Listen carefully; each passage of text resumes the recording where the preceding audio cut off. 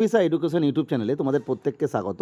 আজকে আমরা হিস্ট্রির একটি ইম্পর্টেন্ট চ্যাপ্টার ব্যক্তিগত সত্যাগ্রহ নিয়ে আলোচনা করব। এই ব্যক্তিগত সত্যাগ্রহের ওপর বিভিন্ন প্রশ্ন বিভিন্নভাবে বিভিন্ন পরীক্ষায় আসে। মূলত এসএলএসটি যারা হিস্ট্রির বিষয়ে পরীক্ষা দেবে বা ডাব্লিউবিসিএস জন্য প্রিপারেশন নিচ্ছ প্রিলি বা মেনের ক্ষেত্রে, এছাড়া অন্যান্য পরীক্ষার ক্ষেত্রে এখান থেকে বিভিন্ন প্রশ্ন আসে। আমরা ডিটেলস একদম গল্পের মাধ্যমে বুঝিয়ে দেবো বিষয়টা কী, এবং এখান থেকে যে প্রশ্নগুলো আসে তোমরা সহজে উত্তর দিতে পারবে। আমরা প্রথমেই ব্যক্তিগত সত্যাগ্রহ মানে কি না, ব্যক্তিকেন্দ্রিক অহিংস আন্দোলন, অর্থাৎ সমস্ত মানুষ একত্রিত না হয়ে একজন একজন করে একটি আন্দোলন গড়ে তোলা, অবশ্যই অহিংস হবে, সেটা হচ্ছে ব্যক্তিগত অহিংস আন্দোলন। মূলত তোমাদের মনে রাখতে হবে, গান্ধীজি 1915 সালে একেবারে ভারতে আসার পর, তার আগে কিন্তু বহুবার গান্ধীজি ভারতবর্ষে এসেছেন, আবার গেছেন, কিন্তু 1915 সালে যখন ভারতে পাকাপাকিভাবে চলে এলেন, তারপরে তিনি বিভিন্ন আন্দোলন শুরু করলেন।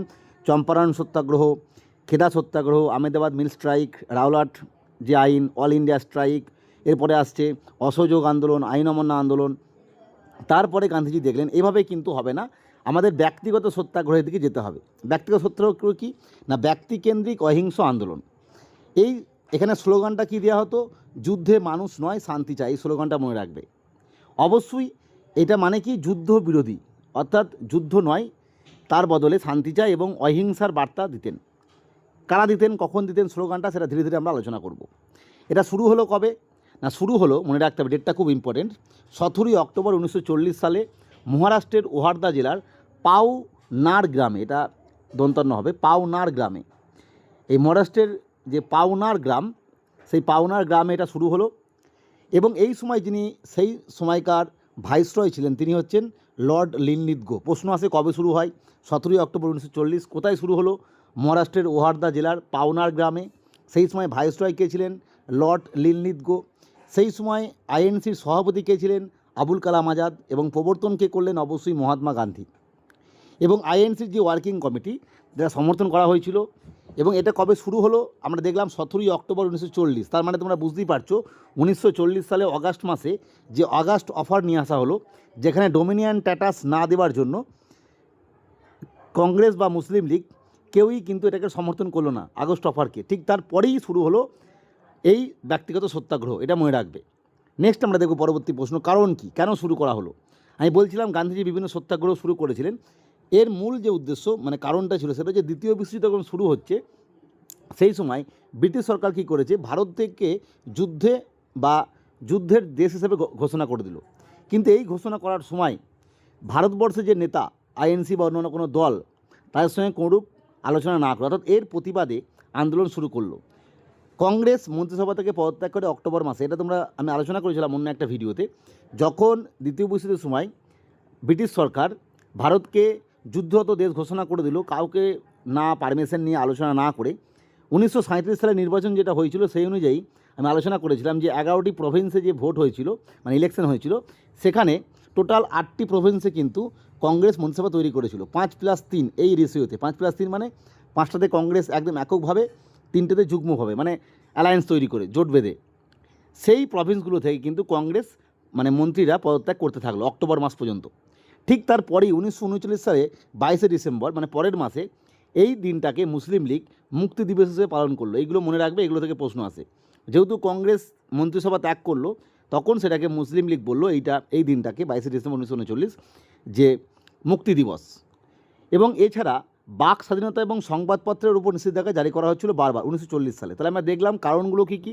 প্রথম যে কারণ, সেটা হচ্ছে জনগণের বাক স্বাধীনতা বা জনগণের যে মতামত, সেটা গুরুত্ব না দেওয়া, সেটা না দিয়েই ভারতকে যুদ্ধরত দেশ হিসেবে ঘোষণা করা। এবং অবশ্যই 1940 সালের প্রথম দিকে কী হচ্ছিল, সংবাদপত্রের উপর বারবার রেস্ট্রিকশন আনা হচ্ছিল। এই জন্যই কিন্তু এই ব্যক্তিগত সত্যাগ্রহ শুরু করলেন গান্ধীজি। মূলত যদি প্রধান কারণ বলে কোনো অপশনে পাও, সেটা হবে অবশ্যই যে ভারতকে ব্রিটিশ সরকার ভারতের কারোর পারমিশন না নিয়ে, আলোচনা না করে যুদ্ধরত দেশ হিসেবে ঘোষণা করা। উদ্দেশ্য কী ছিল না, অহিংসভাবে, অবশ্যই গান্ধীজির আন্দোলন মানে অহিংসভাবে ব্রিটিশ সরকারের বিরুদ্ধে প্রতিবাদ জানানো, বাক স্বাধীনতার অধিকার প্রতিষ্ঠা করা, ব্রিটিশ নীতির শান্তিপূর্ণ বিরোধিতা করা। মূলত খোলা মঞ্চে বক্তৃতা দিতেন। ব্যক্তিগত সত্যাগ্রহে অংশগ্রহণকারীদের গ্রেপ্তার করা হতো। এবার এটা বুঝতে হবে উদ্দেশ্যটা কী ছিল। ওই যে বাক স্বাধীনতা, যে ভারতবর্ষের যে বাক স্বাধীনতা আছে মানুষদের, সেটা লঙ্ঘন করে ভারতকে যুদ্ধরত দেশ ঘোষণা করে দেওয়া হচ্ছে। সংবাদপত্রের স্বাধীনতা ক্ষুণ্ণ করা হচ্ছে। এবং ব্রিটিশ নীতি যেগুলো ছিল তার শান্তিপূর্ণ বিরোধিতা করা। এখানে কি হতো এটা এবার বুঝে নাও। এখানে কিন্তু সবাই একত্রিত হয়ে একটা অনেক লোক মিলে সত্যাগ্রহ পালন করতো তা নয়। কোনো একটা নির্দিষ্ট জায়গায় কোনো একজন মানুষ তিনি দাঁড়িয়ে গেলেন, সেখানে দাঁড়িয়ে মানে ব্রিটিশ নীতির বিরোধিতা করে শান্তিপূর্ণভাবে অহিংসভাবে বক্তৃতা দিতে শুরু করতেন। এবং সেটা করার পর যখন তিনি শুরু করতেন সঙ্গে সঙ্গে ব্রিটিশ পুলিশ তাকে গ্রেপ্তার করতো এবং ধরে নিয়ে গিয়ে জেলে পুরে দিত। অর্থাৎ এখানে কিন্তু একা একা আন্দোলন হচ্ছে, একজনভাবে ব্যক্তিগতভাবে অহিংসভাবে, এবং প্রত্যেকে নিজে নিজে আন্দোলন করছেন। প্রথম যে সত্যাগ্রহী আমি আলোচনা করলাম মহারাষ্ট্রের শুরু হলো পাওনার গ্রামে, সেইখানে প্রথম যিনি শুরু করলেন তিনি হচ্ছেন বিনোবা ভাবে।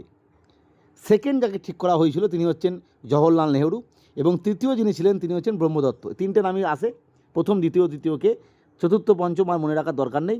তোমরা মনে রাখবে এখানে প্রায় 25,000 মানুষ যোগ দিয়েছিলেন, মানে এই ব্যক্তিগত সত্যাগ্রহে অংশগ্রহণ করেছিলেন, এবং এরা প্রত্যেকেই অ্যারেস্ট হয়েছিল।